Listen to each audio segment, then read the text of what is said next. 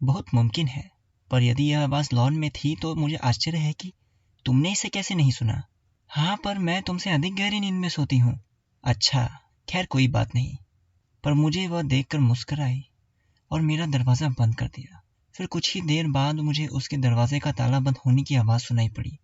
Holmes ने कहा, सच? क्या रोज़ाना रात को कमरे में ताला लगाना आप लोगों की आदत है? हमेशा। क्यों?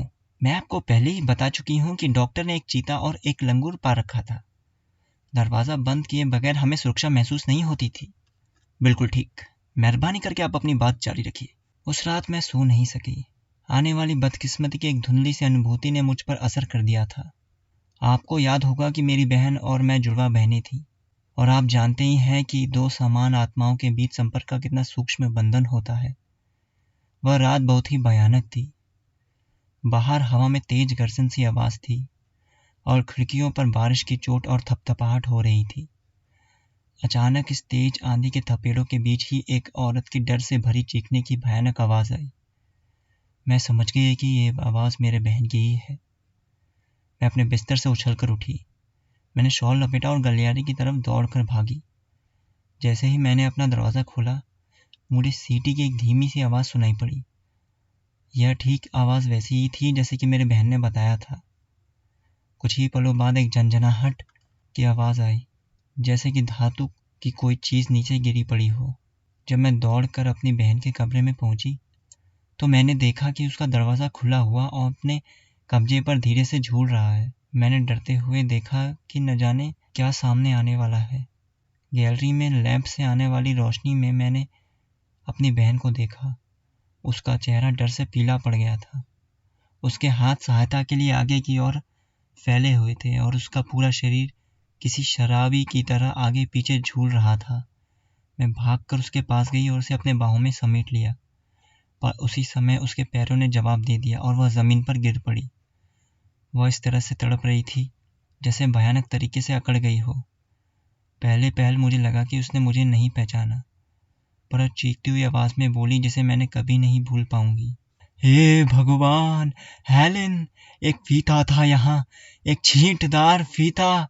कोई ऐसी बात थी जिसे वह कहना चाहती थी और उसने डॉक्टर के कमरे की ओर हवा में इशारा भी किया, परंतु फिर से आई उसकी अकड़न ने उसको शब्दों को बाहर नहीं निकलने दिया। अपने सौतेले पिता को चिल्लाकर आवाज़ देते हुए मैं बाहर की ओर भागी। हड़बड़ी में ही उनके कमरे में उनके ड्रेसिंग गाउन में ही मेरी उनसे मुलाकात हुई। जब वे मेरी बहन के पास पहुंचे तब तक वह बेहोश हो चुकी थी। हालांकि उसके मुंह में ब्रांडी डाली और उसे गांव में ही चिकित्सा सहायता के लिए भी भेजा, परंतु सारी कोशिश बेकार हो गई और वह बिना होश में आए ही धीमे धीमे डूबती हुई मौत के आगोश में चली गई। यही मेरी प्यारी बहन का भयानक अंत था। होम्स ने कहा, एक मिनट रुको, क्या तुम उस धातु की आवाज़ और सीटी के बारे में निश्चित हो? क्या तुम कसम खाकर कह सकती हो? उसकी मौत के बाद हुई छानबीन में मुझसे यही पूछा गया था। मेरा भी यही मानना है कि मैंने इसे सुना था, मगर आंधी और पुराने हो चुके घर की आवाज़ में हो सकता है कि मुझे धोखा हुआ हो। क्या तुम्हारी बहन कपड़े पहनकर तैयार थी? नहीं, वह अपने सोने वाले कपड़ों में ही थी। उसके दाएं हाथ में एक जली हुई माचिस की तीली और बाएं हाथ में माचिस की डिबिया थी। इससे ऐसा लग रहा है कि जब उसे खतरा महसूस हुआ होगा तब इसे जानने के लिए उसने माचिस जलाई होगी। छानबीन करने वाला किस नतीजे पर पहुंचा था? क्योंकि डॉक्टर का व्यवहार इस प्रांत में बड़ा ही खतरनाक रहा है, इसलिए उसने इस मामले की छानबीन बहुत ही ध्यानपूर्वक की थी, परंतु वो मौत का कोई संतोषजनक कारण ढूंढ पाने में असफल ही रहा। मेरे सबूतों से पता चलता था कि दरवाज़ा भीतर से ही बंद था और खिड़कियों में पुराने फैशन की लोहे की छड़ें लगी थीं, जिनसे सारी रात सुरक्षा रहती थी। चारों तरफ की दीवारें काफ़ी मजबूत थीं और ज़मीन भी उतनी ही ठीक थी। वहाँ की चिमनी काफ़ी चौड़ी थी, साथ ही उस पर लोहे की जाली भी लगी हुई थी। अब यह निश्चित है कि जिस समय मेरी बहन के साथ यह हादसा हुआ तब वह बिल्कुल अकेली थी।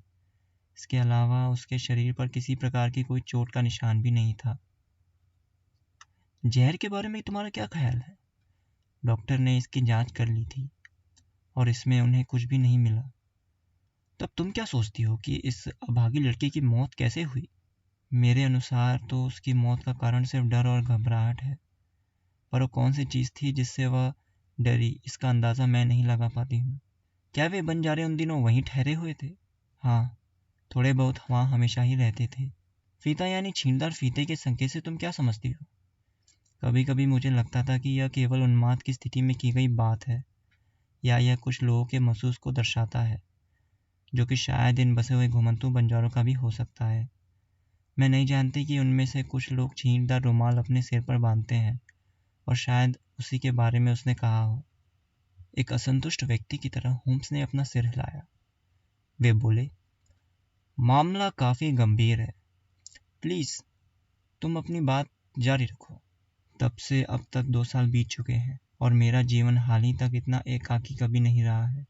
मेरा एक बहुत ही अच्छा दोस्त है जिसे मैं पिछले कई सालों से जानती हूँ। उसने 1 महीने पहले ही शादी के लिए मेरा हाथ मांगा था।